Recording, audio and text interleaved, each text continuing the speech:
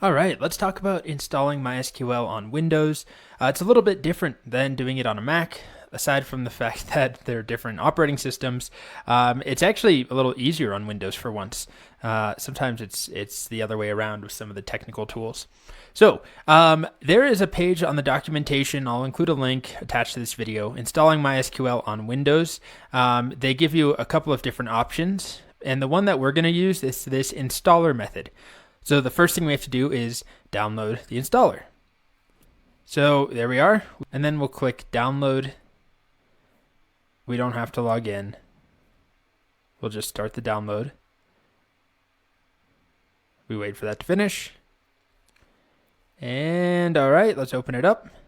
Okay, so now we have a couple of different installation options. MySQL potentially comes with a lot of different tools, and we can select which of those tools we do want and don't want installed.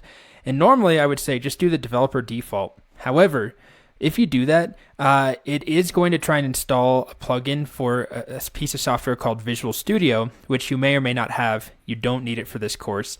And it happens to be like a 2 gigabyte download. So one option is just to do the default. You'll get everything you need. But what I'm going to do is make a custom install. And then it might be hard for you to see here, but I'm going to select MySQL for Visual Studio and boot it off by clicking that left arrow because I don't want that. We'll keep the documentation, the connectors, those are fine. We want the shell, we want the workbench and the server. So I'll click next. It says ready to download for all of these.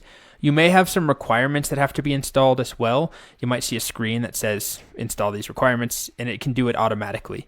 So I'm going to click execute, and I'll fast forward to when this finishes up. It shouldn't take too long. Okay, that took a couple of minutes. Then I'll click next, and then I'm going to click execute because that was just to download the packages. Now it's installing everything. And this should be a little bit faster, but it still might be a couple minutes. And now it's time to configure things. So this is pretty important here. We're going to just keep this as it is. Type in networking. This is for the server, MySQL server. Just leave it alone here. Click next. This is the part that's important. Leave this checked where it says recommended. And then we need to put in a root password. So the root user in MySQL is the highest level user. It's what we are going to log in as when we start MySQL up. So you want to come up with a password you'll remember. You can change this later, but it's very important that whatever you put in here, you remember. So I'll do some password in here. Not telling you. Okay. Yeah, only medium. Well, I've got to type it with a mic in front of my face while talking, so sorry, I'm keeping it medium. And then I'm just going to keep it at that. You could add some users here. We're not going to worry about that for now because it's so overwhelming to install this anyway. We just want to get writing some SQL as soon as possible. So then I'm going to click next. And then here, there's a couple of options. Do I want to configure MySQL Server as a Windows service? Sure, we can do that. I'll leave the default name, MySQL 8. Start at the system startup, sure.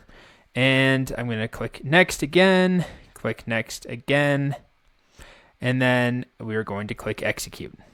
Okay, it says we finished configuring the server. We'll click finish. There's a little bit more configuration here. I'm just going to click finish, next.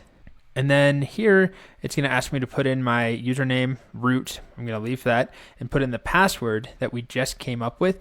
This is just to get the examples and samples up and running.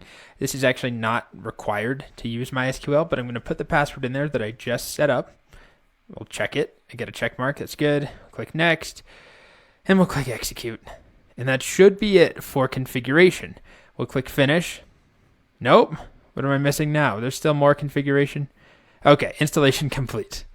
All right, so now we have 2 checkboxes that are enabled by default. I'm going to leave them checked. Start MySQL Workbench, start the shell after I close out of here. All right, so now what I want to show you is how to actually get the command line client up and running. It's very easy. Now that we went through that somewhat painful install, we'll go to our little, whatever you call this, navigator search down here, and you can search for MySQL.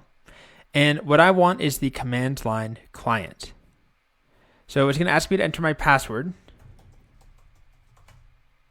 and that's the root password. And now I'm in. I have the command line access that I showed you the equivalent on my Mac. Right now here I'm on my Mac. It doesn't look very Mac-y, but this is my Mac. I just have a terminal window open, and I want you to see when I run this command and type my password, I see the same prompt. So you don't have to do that, fortunately. All you have to do is go down here, go to command line client, and it opens it up for you. You can type your password. And now we can run some MySQL commands, a very simple one. How about this? Select 1 + 1 and a semicolon. And it tells me the answer is 2. We're using MySQL as a calculator. So we're not going to learn anything else in terms of syntax, except I guess I'll show you how to quit out of here. You could just X out, but if you do quit and hit enter, is it letting me type? There we go. The whole thing goes away. Now, moving on to the workbench. This is where I suspect a lot of you will prefer to write your code. You'll see that it has this connection already set up. It knows about my local instance of MySQL. I could theoretically, you could have multiple connections, but for this course, you really just need that default one. So you'll click that. You'll have to type the password. You can ask it to save the password if you want. Click OK. And this is then going to connect to our MySQL server. So this allows me, I'm going to shrink this down here and shrink most of this down. This is where I can type my SQL code. I can't make the font bigger very easily. I can magnify, I guess, but the font itself won't get much bigger. But if I do the same thing I just showed you, select 1 + 1. Oh, I typed select twice somehow. Again, don't worry about the syntax. Just try typing it and click this lightning bolt. And right here, we have our result. So the same answer, of course, we would expect to get 2. But as I showed you a couple videos ago, whether you type it directly in the command line or you type your code through an editor like the SQL Workbench, you'll get the same result. So this is nice because it allows you to type a bunch of stuff, right? Have a bunch of files going. If I click this right here, this icon will make me a new SQL file. You can save them. There's a lot to it, so you can do file save. You can use a shortcut. And that's kind of all you need to know for now. So you'll type a query or whatever your SQL is. Let's do 2 of them so you can see the difference. Let's select 8 × 9, so a star. And then I need a semicolon. That semicolon is very important. So I have 2 things in here. If I click the lightning bolt, it runs the entire script. And that means it runs this first. We get a result, which you won't see right away. It's over here. I have results. This first result, and then I have a second result for this query. Or alternatively, if I shut both of those down, what I can do is use this lightning bolt here, the second one, that will only run whatever query my cursor currently has selected. So let's select this one. I click this lightning bolt, and I only see 2 as my answer. 1 + 1 is 2. So it didn't run both of them. But that's really all you need to know to get through this course. Type your query, save the file so you have it, and then click the lightning bolt to run everything in your file, or click this other lightning bolt to only run whatever your cursor has selected. And then remember, if you want to go to the command line, open it up by searching for command line client.